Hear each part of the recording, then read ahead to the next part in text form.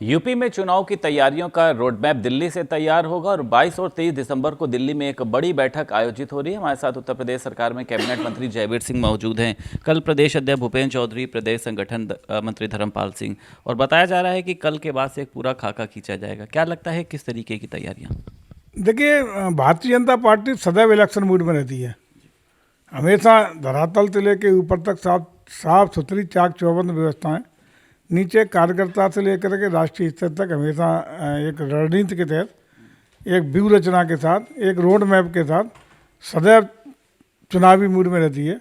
और लोकसभा का चुनाव जो सन्निकट है तो उसके लिए भी पूरी रणनीति तैयार है। और रणनीति हमारी ये है कि हम 50% से ऊपर मत अकेले की दम पर पाने का पूरा हमारा उसी तैयारी के साथ हमारा चुनाव होगा। और बाकी जो 50% से कम का बचेगा उसमें चाहे इकट्ठा या गठबंधन के दल लड़ें या अलग अलग लड़ें, उतने में निपटने का इनका काम होगा। और उसी के परिणाम स्वरूप मान 80 की 80 सीटें जीतने की बात कर रहे हैं। अच्छा, राम मंदिर का सर प्राण प्रतिष्ठा का समारोह का कार्यक्रम हो रहा है। शिवपाल यादव ने सर एक संबोधन में कहा है कि अगर जो है आप लोग मंदिर नहीं बनवाते तो हम लोग मंदिर बनवाते, हमारी सरकार होती। तो आप किस तरीके से देखते हैं उनके बयान को? उनकी सरकार भी सर रही थी। देखिए, मंदिर बनवाने का काम तो ट्रस्ट कर रहा है, न्यास कर रहा है, और माननीय उच्चतम न्यायालय के निर्णय के अनुरूप उसके परिपालन में मंदिर बन रहा है। न सरकार ने कोई अपना निर्णय थोप दिया है। ये चूँकि वहाँ मंदिर भगवान राम का था, वो अस्तित्व था, मंदिर को तोड़ के मस्जिद बनाने का काम हुआ था, उसको माननीय सुप्रीम कोर्ट ने स्वीकारा और उसी आधार पर मंदिर बनाने के आदेश पारित हुए। ट्रस्ट बना करके पूरे देश और दुनिया के जितने भी सनातन संस्कृति के मानने वाले लोग हैं उनके सहयोग से मंदिर का निर्माण हो रहा है। और सहयोग इतना कि जितना पैसा शुरू में मंदिर के नाम पर जब चंदा ट्रस्ट ने मांगा तो जो चंदा इकट्ठा हुआ वो चंदे से आज तक हाथ ही नहीं लग पाया। इतना पैसा रनिंग में आ रहा है, इतना पैसा श्रद्धा भाव से लोग दे रहे हैं देश और दुनिया के, कि उसको भव्य दिव्य मंदिर भी बन रहा है, स्वर्ण रजित किवाड़ और दरवाजे भी लग रहे हैं, अभूतपूर्व रूप से सारे निर्माण कार्य हो रहे हैं।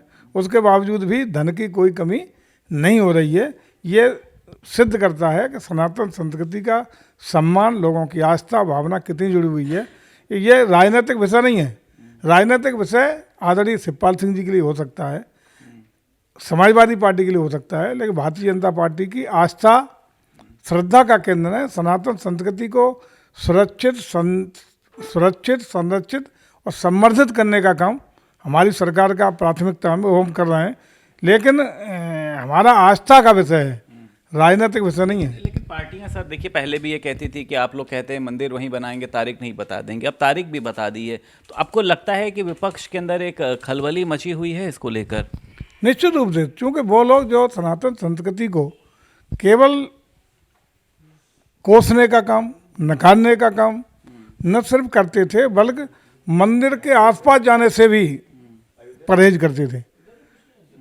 न्यायालय में जिन लोगों ने सुप्रीम कोर्ट में जाकर के भगवान राम का अस्तित्व नकारने का काम किया, ये थी लोगों की परंपरा, ये थी विपक्ष की भूमिका, ये थी सनातन संस्कृति के प्रति विपक्ष की भावना, जिसको जनता ने नकार दिया। आज जनता के सामने नतमस्तक होकर उन्हीं मंदिरों में जाकर के मत्था टेकने के, घुटनों के बल बैठने का काम वही विपक्ष के लोग कर रहे हैं। ये है सनातन संस्कृति की जीत, और इसका श्रेय किसी को जाता है तो आदरणीय मोदी जी के नेतृत्व में भारतीय जनता पार्टी को जाता है, जिन्होंने आस्था को सम्मान दिया, जिन्होंने भावना को सम्मान दिया, जिन्होंने देश की संस्कृति को सम्मान देते हुए पूरे विश्व में उसका फैलाव करने का काम किया है।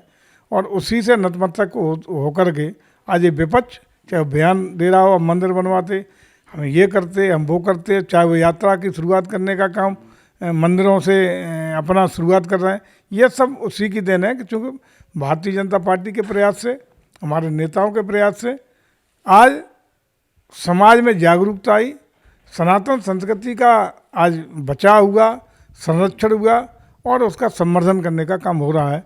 ये इसके लिए आदरणीय मोदी जी को बधाई, पूरी पार्टी को बधाई देश की जनता की ओर से। सर, जिस तरीके से ये चर्चा चल रही है कि कांग्रेस जो है वो मायावती को विपक्षी गठबंधन में शामिल कराना चाहती है, लेकिन अखिलेश यादव वहीं पर अपने आप को असुरक्षित महसूस कर रहे हैं कि अगर वो आएंगी तो हमारी अहमियत जो है वो कम हो जाएगी।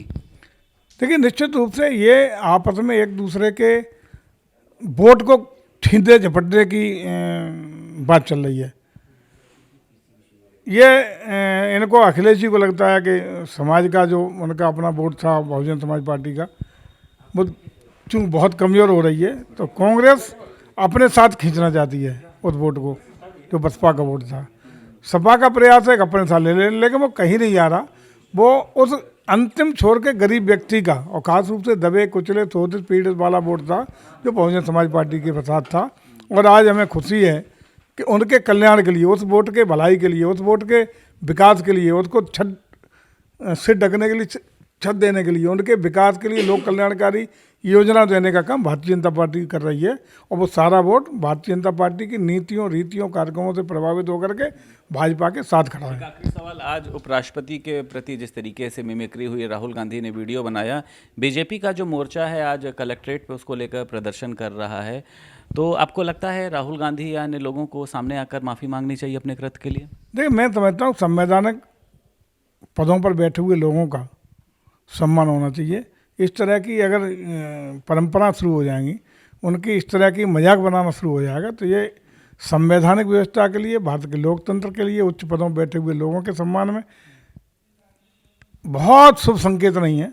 इससे आगे के समय में भी बहुत सारी बाधाएं आएंगी। निश्चित रूप से इस तरह के कृत्यों से बचना चाहिए। विपक्ष को एक दायरे में रह करके अपना आचरण करना चाहिए। शुक्रिया बात करने के लिए। उत्तर प्रदेश सरकार में कैबिनेट मंत्री जयवीर सिंह हमारे साथ मौजूद थे। लखनऊ से वीडियो जर्नलिस्ट निखिल के साथ संदीप खेर, भारत समाचार।